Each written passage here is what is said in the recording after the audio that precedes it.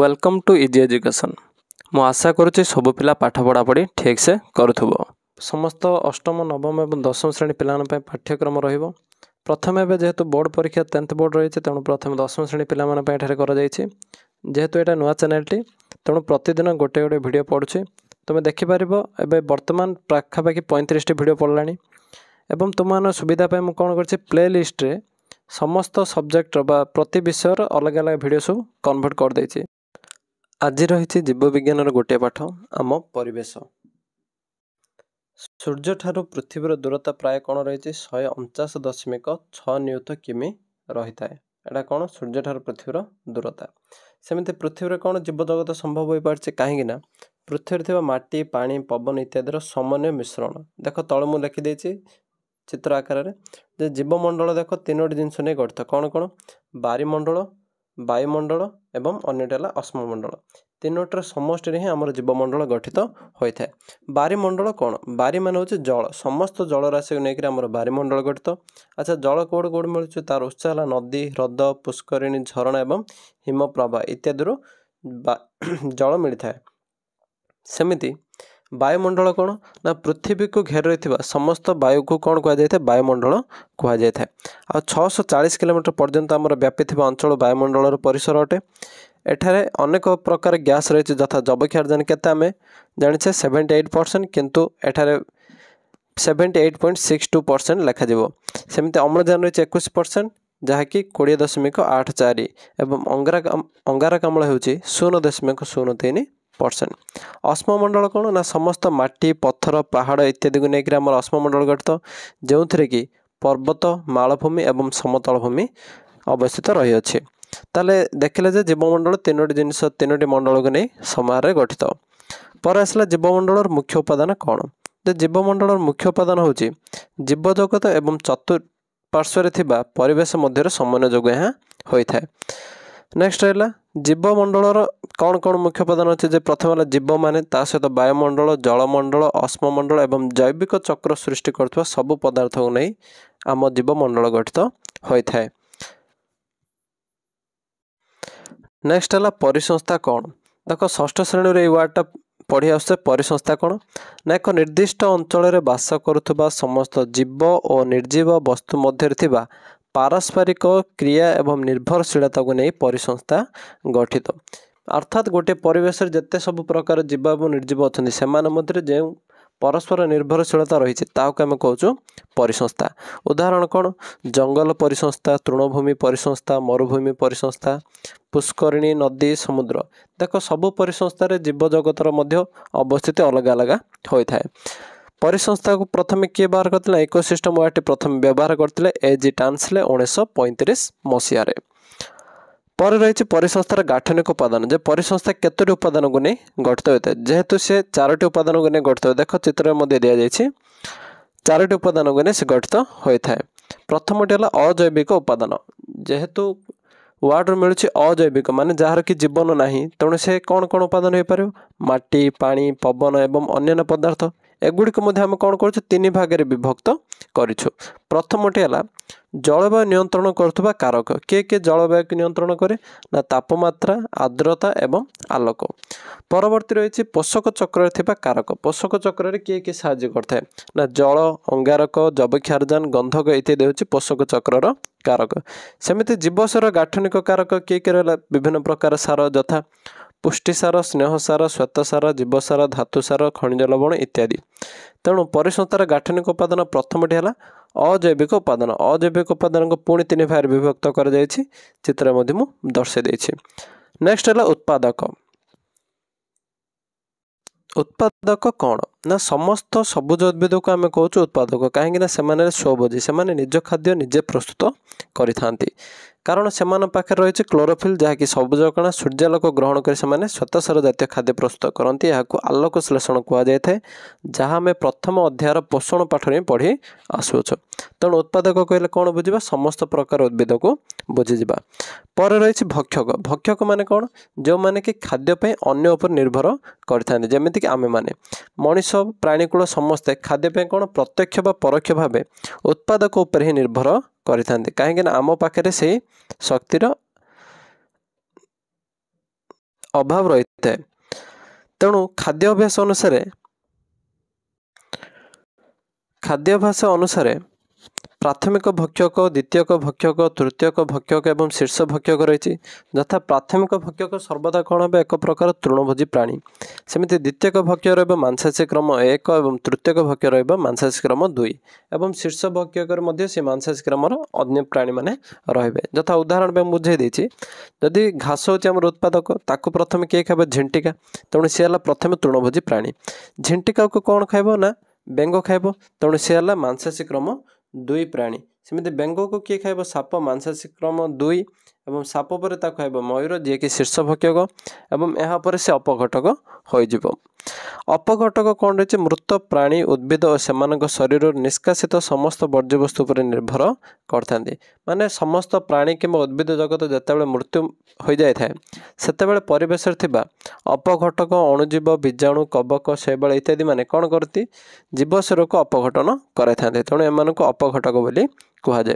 तेणु गोटे परिसंस्थार 4टी मुख्य उपादान रहा। गोटे अजैविक उपादान, उत्पादक, भक्षक एवं अन्यटी है अपघटक। पर रही परिसंस्थार कार्यकारी प्रणाली केते भाग विभक्त। जे परिसंस्थार कार्यकारी केते प्रकार होते? 4 प्रकार। यथा खाद्य श्रृंखल, शक्ति प्रवाह, पोषक चक्र एवं समस्थिति जरिया होता है। देख 4टी दि जाइए,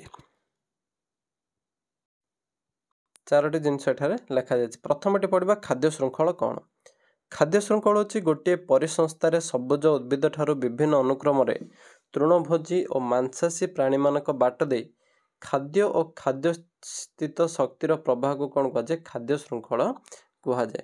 यह कौन सर्वदा सरल रेखार गति करे। तेणु प्रथम है आमर उत्पादक, तेणु प्रथम स्तर क्या नहीं करते? उत्पादक। आ शेष स्तर हूँ शीर्ष भक्षक।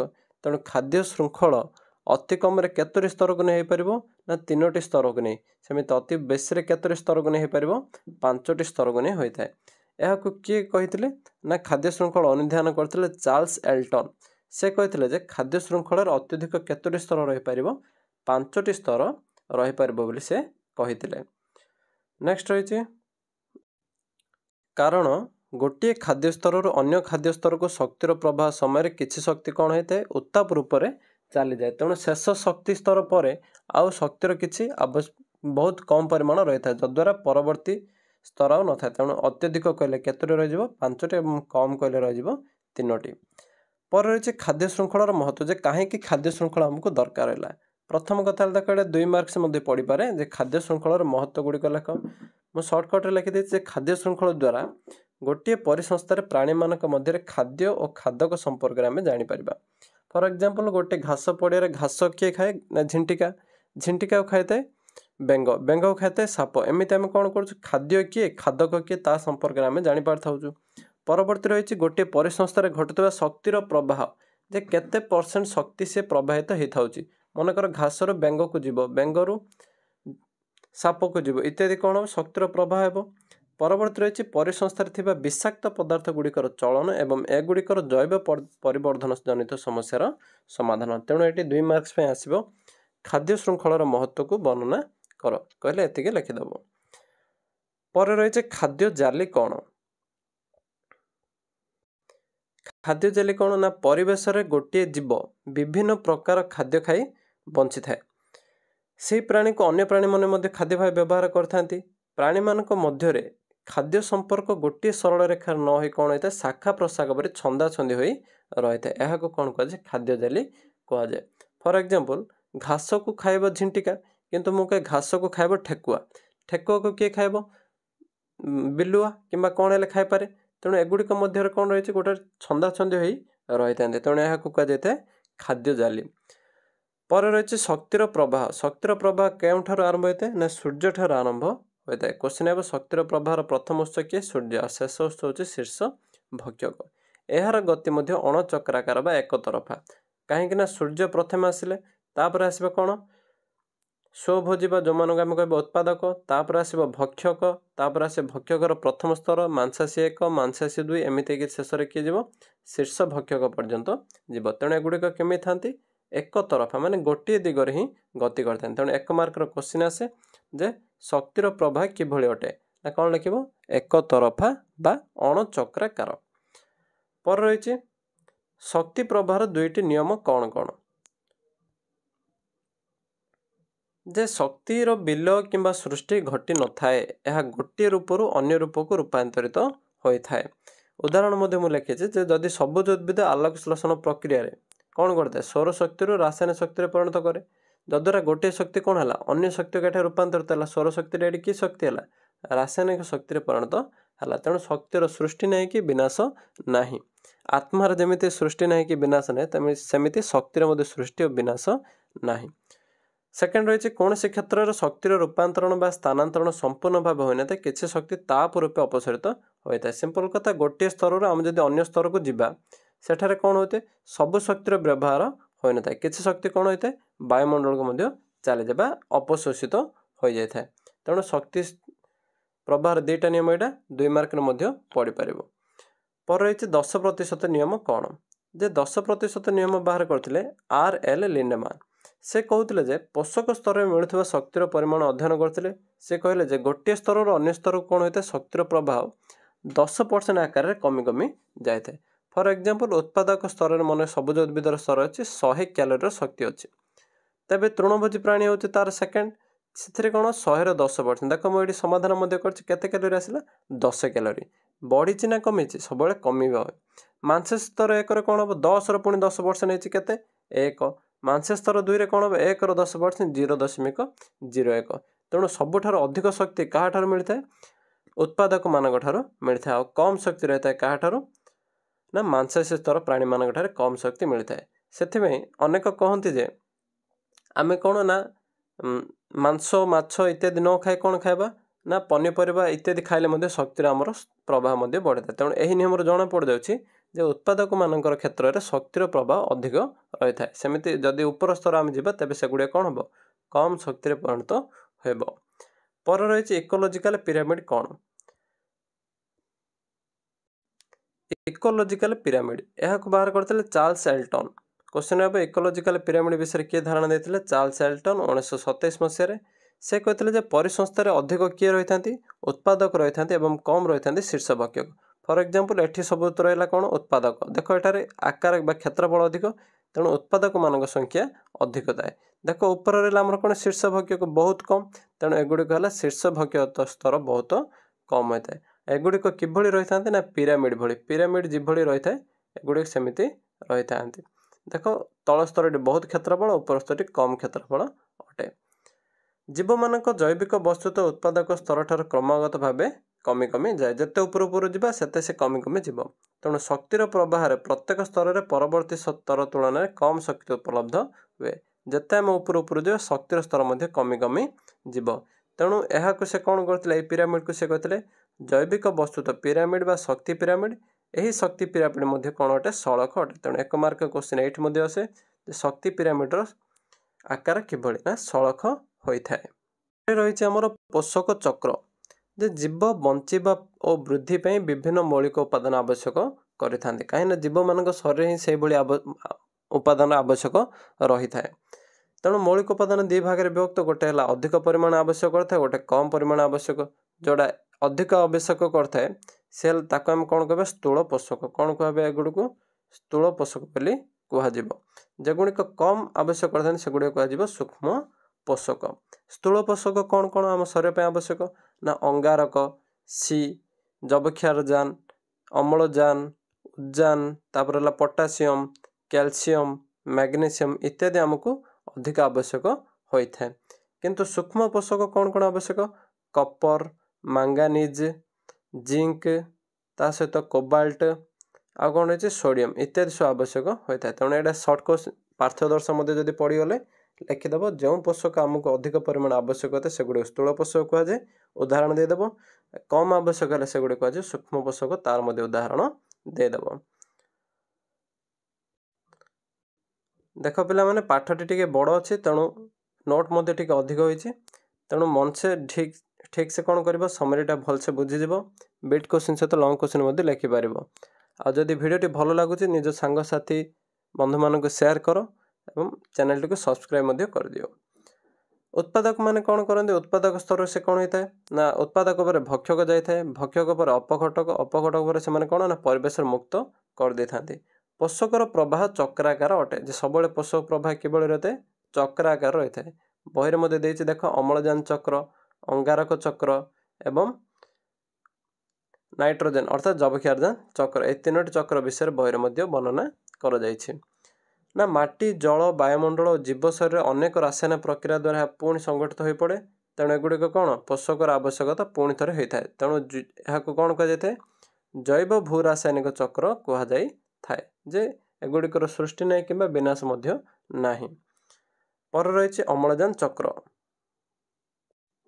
प्रथम रही अम्लजान चक्र अम्लजान चक्र कौन ना आमर वायुमंडल शतकड़ा कौन रही 21 भाग अम्लजान रही जदि लंग क्वेश्चन आसे अम्लजान चक्र कौन है विषय वर्णना कर चित्र सह तेज एति आम पॉइंट लिखिदेवा प्रथम कथा वायु केते भाग ना 21 भाग अम्लजान रही पर रही पृथ्वी पृष्ठ अम्लजान समस्त धातु पदार्थ सह मिसी मेटाल ऑक्साइड जमी प्रत्येक मेटाल सहित मिसी से कौन करता है मेटाल ऑक्साइड होता है सिलिकन सहित जब मिसब कह सिलिकेट और गंधक सह मिसिले कह सल्फेट ए दुटा बिट क्वेश्चन रही जे अम्लजान सिलिकन सह मिसिले कौन होता है सिलिकेट आ गंधक सह मिसिले होता है सल्फेट यह जैविक पदार्थ जत श्वेतसार पुष्टिसार स्नेहसार डीएनए आरएनए इत्यादि विभिन्न परिमाण रही है कौटा अम्लजान गैस श्वसन माध्यम अम्लजान जीवजगत बाष्प आकार जाए अंगारकाम्ल भाव में वायुमंडल को फेरती ना ना आम जो श्वासक्रिया अम्लजान नौ छाड़ू कौन अंगारकाम्ल आई अंगारकाम्ल ना उद्भिद मैंने कौन करती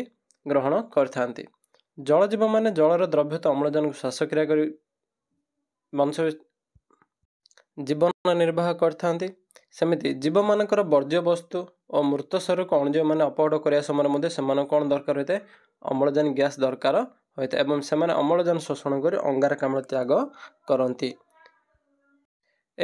अंगारकाम्ल उद्भिद द्वारा शोषित हो आलोक श्लेषण द्वारा श्वेतसार परिणत होता है अम्लजान गैस निर्गत हुए जद्वारा अम्लजान चक्र पूरापूरी संपूर्ण होता है चित्र माध्यम जब बुझा ओनली 4टा पॉइंट आम बुझीजा देख ये अम्लजान चक्र ना प्रथम आम वायु जिते परसेंट अम्लजान रही से कौन करे जीव और अणुजीव मैंने व्यवहार करते जेहेतु आम मैंने श्वसन प्रक्रिया कौन करूँ अम्लजान ग्रहण करते अपघटक मैंने अणुजीव मैंने अपघटन प्रक्रिया अम्लजान ग्रहण करते से कौन त्याग करती अंगारकाम्ल तेणु अम्लजान आम ग्रहण कर कौन फेड़ था बाहर करते अंगारकाम्ल यही अंगारकाम्ल कौन किए ग्रहण करते ना सबुज उद्भिद से निजर खाद्य प्रस्तुति व्यवहार करते एवं से आलोक श्लेषण प्रक्रिया जो खाद्यर व्यवहार कर से क्यों गैस त्याग कर अम्लजान गैस त्याग कर तेणु एगुड़िक कौन है गोटे चक्राकार परिणत है तेणु एगुड़ी कहुए अम्लजान चक्र तेणु 4टा पॉइंट वायु केते भाग अम्लजान रही क्यों क्यों आकार पर रही आम मैंने अम्लजान को ग्रहण कर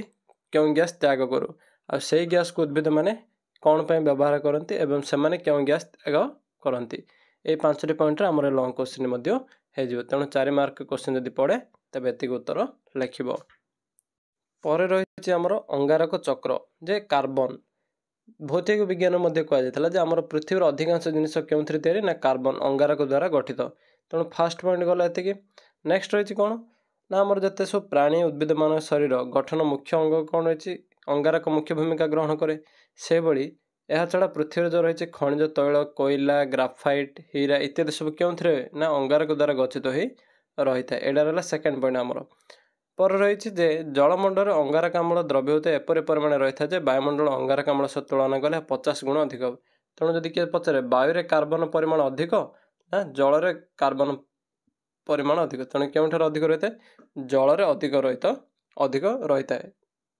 यह छड़ा समुद्र चट्टाण कौन हो अंगारक कार्बोनेट पत्थर आकार जमा रही है जमी गेंडा शामुक एम खोल कार्बन अंश अटे तेणु 4टी पॉइंट ये मिलगला आमको परवर्ती रही सबुज उद्भिद मैंने वायुमंडल और अंगारकाम्ल शोषण कर आलोक श्लेषण प्रक्रिया कौन करती जैविक खाद्य प्रस्तुत करती एवं सेपरि जलज उद्भिद मैंने जलर द्रव्यत अंगारकाम्ल ग्रहण कर जैविक पदार्थ प्रस्तुत करते यहाँ रहा आम 4th नंबर पॉइंट तापर रही सेगुड़िक कौन से खाद्य ग्रहण कलापर बड़का गैसटा कौन बाहर को छाड़ दियंती देख ए अंगारक चक्र आम से जिन बुझीजा कौन ना देख वायुमंडल अंगारकाम्ल और जलमंडल अंगारकाम्ल कहीं अधिक अच्छे आम जलमंडल तेणु एगुड़िक कौन ना अंगारकाम्ल गैस को सबुज उद्भिद निजर आलोक श्लेषण प्रक्रिया ग्रहण करते जद्वारा से कौन तैयारी करते ଖାଦ୍ୟ ପ୍ରସ୍ତୁତି କରେ। ଖାଦ୍ୟ ପ୍ରସ୍ତୁତି କରିବା ଦ୍ୱାରା ସେ କ'ଣ ଯେଉଁ ଖାଦ୍ୟ ପ୍ରସ୍ତୁତି କରିଥାଏ ତାହା ଆମେ ଗ୍ରହଣ କରିଥାଉ, ଅର୍ଥାତ୍ ଭକ୍ଷକମାନେ ଗ୍ରହଣ କରିଥାନ୍ତି।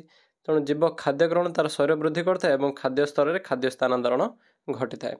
ସେଭଳି ଜୀବ ଯେତେବେଳେ ଖାଦ୍ୟ ଗ୍ରହଣ କରେ ସେ ଜୀବନ୍ତ ପଦାର୍ଥ କ'ଣ ହୋଇଥାଏ, ଜୀବର ଶ୍ୱସନ ପ୍ରକ୍ରିୟାରେ କେଉଁ ଗ୍ୟାସ୍ ଜାତ ହୋଇଥାଏ, ଅଙ୍ଗାରକାମ୍ଳ ଜାତ ହୋଇଥାଏ। ପୁଣି ସେ କ'ଣ ଗଲା, ବାୟୁମଣ୍ଡଳ ଚାଲିଗଲା। ତେଣୁ ଏଇଟା ମଧ୍ୟ କ'ଣ ହେଲା, ଚକ୍ର ଆକାରରେ ଗତି କଲା। ପୁଣି ଯଦି ଜୀବ ମରିଯାଏ, ମାନେ ଜୀବମାନଙ୍କର କିମ୍ବା ଉଦ୍ଭିଦମାନଙ୍କର ମୃତ୍ୟୁ ଘଟେ, ତେବେ ଅପଘଟକମାନେ କ'ଣ କରନ୍ତି, ଅଙ୍ଗାରକାମ୍ଳ ଅମ୍ଳଜାନ ଗ୍ୟାସ୍କୁ ଆବଶ୍ୟକ କରି କେଉଁ ଗ୍ୟାସ୍ ତ୍ୟାଗ କରିଥାନ୍ତି, ଅଙ୍ଗାରକାମ୍ଳ ଗ୍ୟାସ୍ ତ୍ୟାଗ କରିଥାନ୍ତି। ତେଣୁ ଜୀବଙ୍କର ଜୀବନ୍ତ ଅବସ୍ଥାରେ ହେଉ କିମ୍ବା ମୃତ ଅବସ୍ଥାରେ ହେଉ ଅଙ୍ଗାରକାମ୍ଳର ପରିମାଣ କ'ଣ ରହିଥାଏ, ବାୟୁମଣ୍ଡଳରେ ସ୍ଥିର ରହିଥାଏ। ତେଣୁ ଏଇଟା ଆମର ଯିବ 4 ମାର୍କର କ୍ୱେଶ୍ଚିନ୍। ଚିତ୍ର ଏବଂ 4ଟା ପଏଣ୍ଟ ଉପରେ ଯେଉଁ 4ଟା ବୁଝା ହେଲା ସେଇ 4ଟା ଲେଖିଦେବା ଉଚିତ। ପରେ ରହିଛି ଆମର ଯବକ୍ଷାରଜାନ ଚକ୍ର।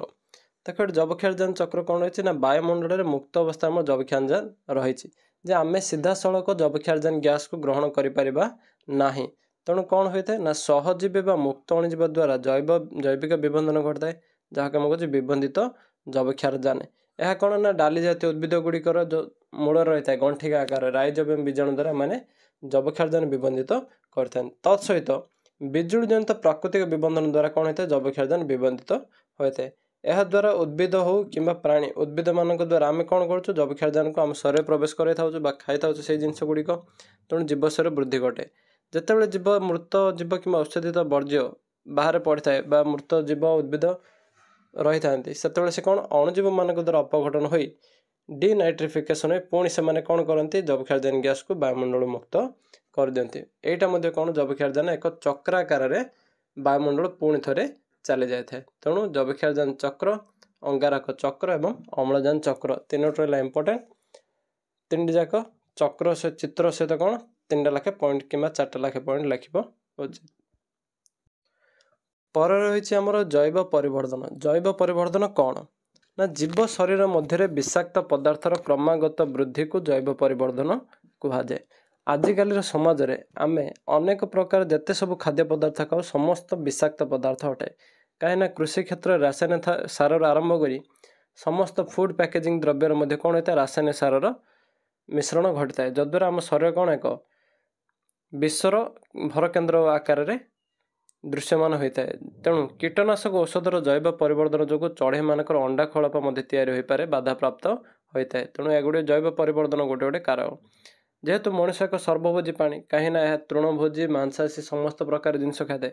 ତେଣୁ ଜୈବ ପରିବର୍ତ୍ତନ ଯୋଗୁଁ ଆମ ଶରୀରରେ ବିଭିନ୍ନ କୀଟନାଶକ ଜମା ହେବା ଦ୍ୱାରା ରୋଗର ଶିକାର ହୋଇଥାଉ। ତେଣୁ ଆମ ଶରୀରରେ ସେଗୁଡ଼ିକ କ'ଣ ହେବା ଦରକାର, ଜୈବ ପରିବର୍ତ୍ତନ ଜରିଆରେ ରୋଗର ସୃଷ୍ଟି ହୋଇଥାଏ। ତେଣୁ ସମସ୍ଥିତି ଦରକାର। ସମସ୍ଥିତି କ'ଣ ଅଟେ, ପରିବର୍ତ୍ତନଶୀଳ ବାହ୍ୟ ପରିବେଶରେ ସଫଳ ଭାବେ ବଞ୍ଚି ରହିବା ପାଇଁ ଜୀବମାନେ ନିଜ ଶରୀରରେ ଅନ୍ତଃ ପରିବେଶକୁ ସ୍ଥିର ରଖିବାକୁ ଚେଷ୍ଟା କରନ୍ତି। ଠିକ୍ କଥା। ଆମେ ଏବେ ବର୍ତ୍ତମାନ ଯଦି ମନେକର କୌଣସି ମରୁଭୂମି ଅଞ୍ଚଳ ଯିବା, ସେଠାରେ ମରୁଭୂମିର କ'ଣ ତାପମାତ୍ରା ଅଧିକ ରହିବ, ତେବେ ଆମ ଶରୀର ମଧ୍ୟ ସେହି ସ୍ଥାନରେ ନିଜକୁ ଚେଞ୍ଜ କରିବ।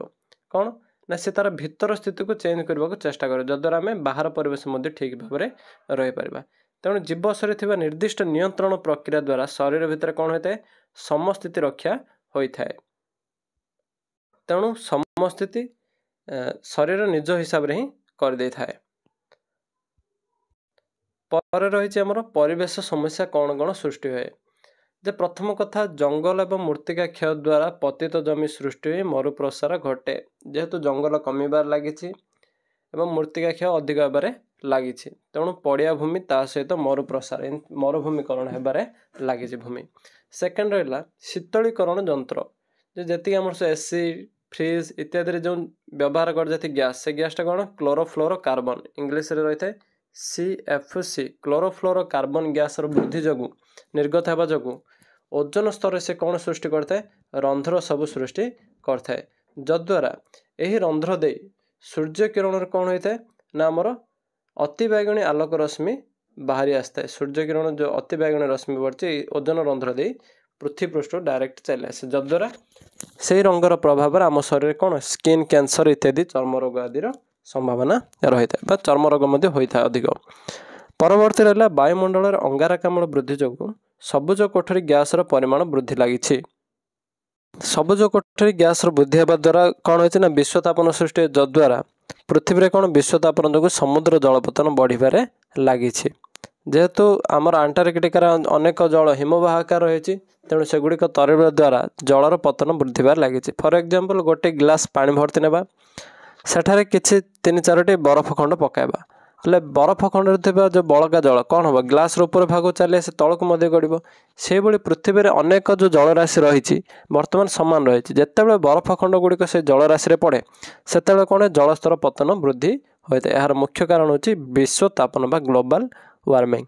ये देखो 5 पॉइंट प्रति पॉइंट रे गोटे बिट क्वेश्चन रही जाउची। पर रही कलकारखाना मोटर जान निर्गत सल्फर डाइऑक्साइड और नाइट्रोजन ऑक्साइड वायुमंडल जलीय बाष्प सह मिसी सल्फ्यूरिक एसिड और नाइट्रिक एसिड परिणत होता है जद्वारा अम्ल वर्षा कराए एवं ये अम्ल वर्षा आमर अनेक क्षति साधन कराए चर्म रोग कराई था ता सहित विशाल जो मन्यूमेंट गुड़िक अच्छे से गुड़िक नष्ट करें लगी था। तुम्हें मैंने देखि ताजमहल रंग वर्ष सारा अलग अलग रही है से हिसाब से अम्ल वर्षार दायी अटे। पर रही बढ़ुवा आवर्जनार परिमाण जो पृथ्वी एक विशाल अलिया गदार परिणत होगा लगी। बर्तमान अलियार परिमाण एत बढ़िबार लगी पृथ्वी पृष्ठ आगामी वर्ष मानक कौन हम गोटे गोटे अलिया गदा बा अलिया स्तूप पहाड़ आकार से जमा हो चलो। यही समस्या को समाधान करने कौन करवा उचित प्रथम कथा सबु समस्यार समाधान रही तेणु आमर जिते परिमाण जंगल कमिबार लगी जदि आम गोटे गछ काटिबा ता जगह 10टी गछ लगेबा तेणु से भली कार्य करवा उचित जे वृक्षरोपण यही समस्यार समाधान केवल वृक्षरोपण द्वारा संभव हो पार। सेमती केतोटी अनुष्ठान कौन कर नुआ नुआ कार्यक्रम हाथ को नहीं जथा दिल्ली रे कौन हो सबुज बल सृष्टि एवं आवर्जनार परिमाण कमाइवाई 1979 मसीहार कल्पवृक्ष नामक संस्था कार्यकारी कर। तेणु क्वेश्चन रही कल्पवृक्ष संस्था क्योंठी कार्यकारी होना कौन रही रे। सेमती केरल रही केरल शास्त्र साहित्य परिषद संस्था जहाँ 1970 मसीहार कार्य कर काम कौन ना गोबर गैस धूमहीन कोयलार व्यवहार पर सचेतनता सृष्टि करने। पर रही बॉम्बे गोटे अच्छे बॉम्बे नेचुरल हिस्ट्री सोसाइटी यह 1883 कार्यकारी करुच्ची यह वन्यजीव संरक्षण परिवेश सुरक्षा दिगरे कार्यकारी करुच्ची। तेणु आमर प्रथम काम है जे जदि समाज किंबा परिवेश सुरक्षित रहा मुख्य काम रही वृक्षरोपण कौन रही वृक्षरोपण जेते वृक्षर परिमाण बढ़िबार लगिब प्रकृति निज निजको एक अपर रूप में परिणत करें। रहा यही पाठर सामरी गुड़िक ठीक से बुझीज एवं पढ़ीदवा उचित मध्य। पर रही आमर विगत वर्ष मानक आसवा प्रश्नपत्र कौन कौन सब रही।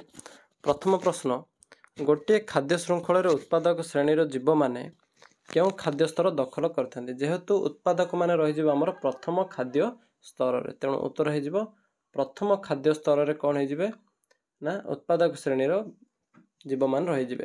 परवर्ती प्रश्न निम्नलिखित क्यों परिसंस्था सबुठारु बृहत्तम प्राथमिक उत्पादन क्षम अटे।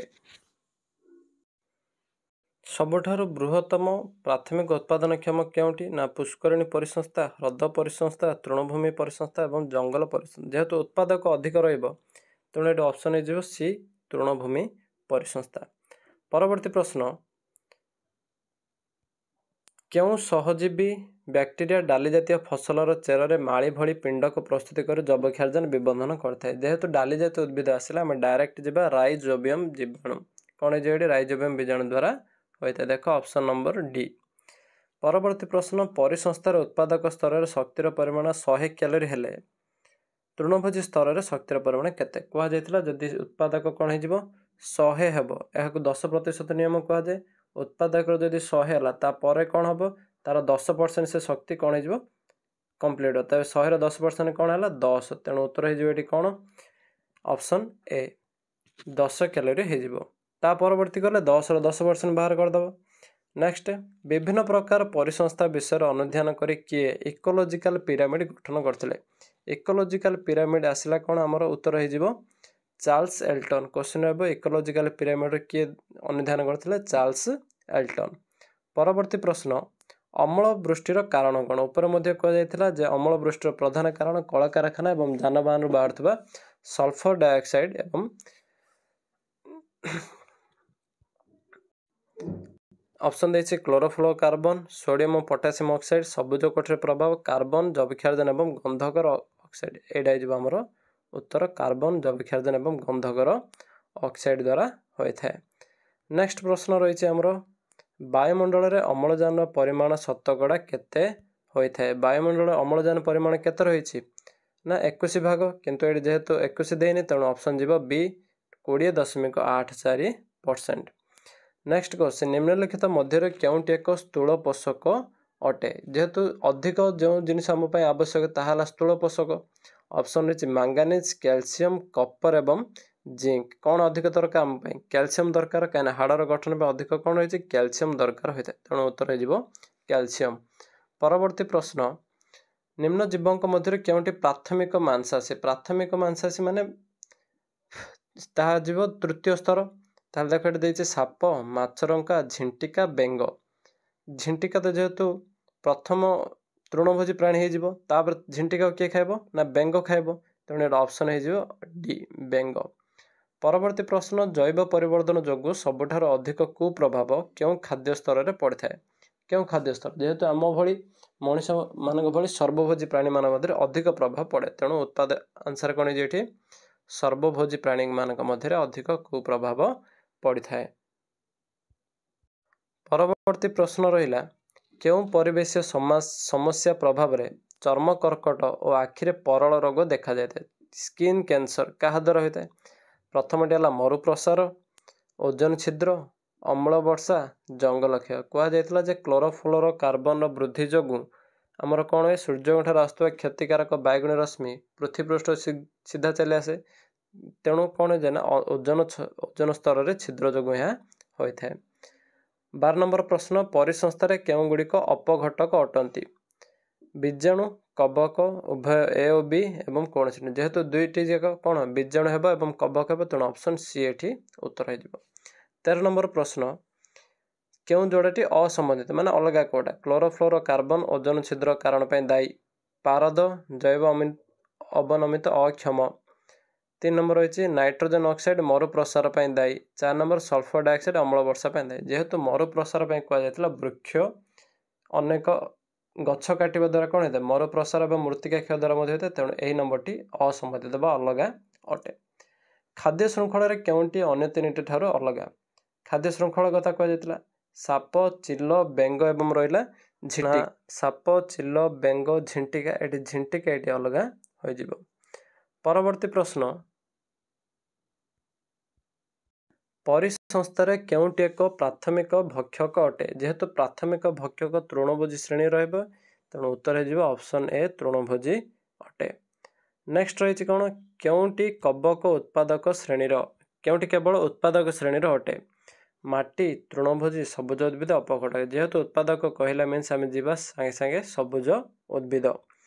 ନେକ୍ସଟ ରହିଛି ପରିସଂସ୍ଥାରେ ଉତ୍ପାଦକ ଠାରୁ ସର୍ବାଧିକ ଶକ୍ତି କାହାକୁ ପ୍ରାପ୍ତ ହେବ? ଉତ୍ପାଦକ ଯେହେତୁ 100% ଶକ୍ତି ମିଳେ, ତା ପର ପରସେଣ୍ଟ ଅର୍ଥାତ୍ ତୃଣଭୋଜୀ ପ୍ରାଣୀମାନଙ୍କୁ କେତେ ହେଇଯିବ? 100ର 10%, 10। ତେଣୁ ଏଗୁଡ଼ିକ ହେଇଯିବ ତୃଣଭୋଜୀ ପ୍ରାଣୀ। ଅପସନ୍ ରହିଯିବ ସି।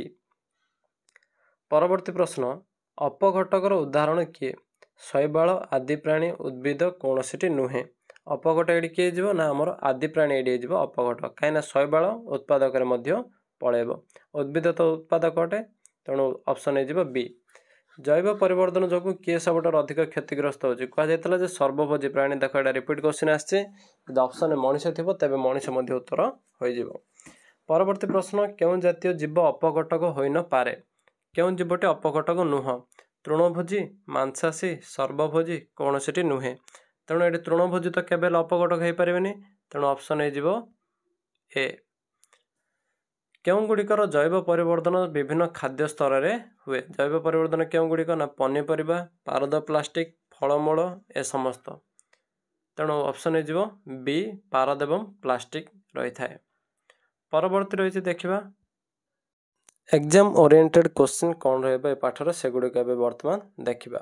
ଦେଖ ପାଠ ରହିଲା ପ୍ରଥମ ପ୍ରଶ୍ନ, ପୃଥିବୀ ପୃଷ୍ଠରେ କେତେ ଉଚ୍ଚତା ପର୍ଯ୍ୟନ୍ତ ବାୟୁମଣ୍ଡଳ ରହିଛି? କ'ଣ ହେଇଯିବ ଉତ୍ତର? 640 କିଲୋମିଟର ପର୍ଯ୍ୟନ୍ତ ବାୟୁମଣ୍ଡଳ ଆମର ରହିଛି।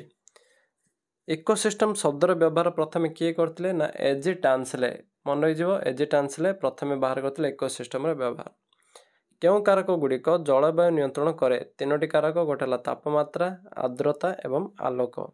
ନେକ୍ସଟ ରହିଛି ଉଦ୍ଭିଦର କ'ଣ ଥିବାରୁ ସେମାନେ ଖାଦ୍ୟ ପ୍ରସ୍ତୁତ କରିଥାନ୍ତି? କ୍ଲୋରୋଫିଲ୍ ବା ହରିତ ଲବକ। ତେଣୁ ଏଠି ଆନ୍ସର ହେଇଯିବ କ୍ଲୋରୋଫିଲ୍।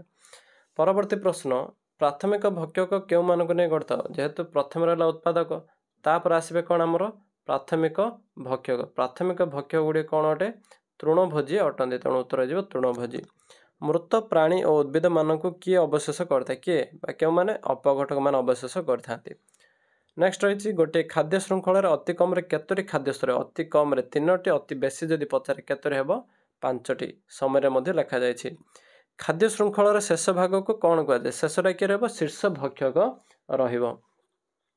पर रही किए खाद्य श्रृंखल गुड़ी को अनुधान करते ऑप्शन उत्तर हो चार्ल्स एल्टन। नेक्स्ट रही गोटे परिवेश शक्तिर प्रभाव किभଳି इंपोर्टेंट क्वेश्चन शक्तिर प्रभाव कौन होता है एक तरफा होता है माने सीधारे ही से जीव। नेक्स्ट रही शक्तिर प्रभाव कहाठार आरंभ है जेहेतु कहुला सकल शक्तिर आधार होची सूर्य तेणु सूर्य ठार आमर समस्त शक्ति आरंभ होता है। परवर्ती प्रश्न 10% नियम किए बाहर करते आर.एल. लिंडेमान 10% माने सब प्रथम जदि उत्पादक आम 100 ना कौन 10% लेखा कमी कमी कमी कमी आसब। नेक्स्ट है इकोलॉजिकल पिरामिड धारणा प्रथम किए देते ना चार्ल्स एल्टन। इकोलॉजिकल पिरामिड क्यों स्तर अधिक रही है उत्पादक स्तर अधिक रही है जेहेतु पिरामिड कर सबुठ तले रहा उत्पादक तापर प्राथमिक तापर द्वितीयक तापर शीर्ष भक्षक तेणु उत्पादक कौन अधिक परसेंटेज रही है उत्तर हो उत्पादक श्रेणी।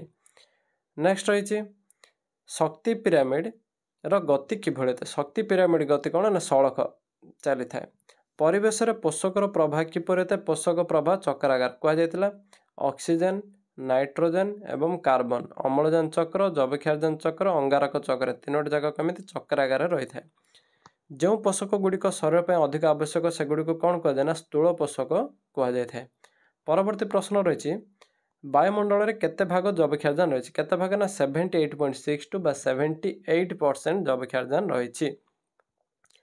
जीव परिवेश क्यों मानकर जैव परिवर्तन जो विभिन्न प्रकार रोग सृष्टि जेहेतु जैव परिवर्तन मनुष्य क्षेत्र अधिक बा सर्वभोजी प्राणी क्षेत्र अधिक होता है।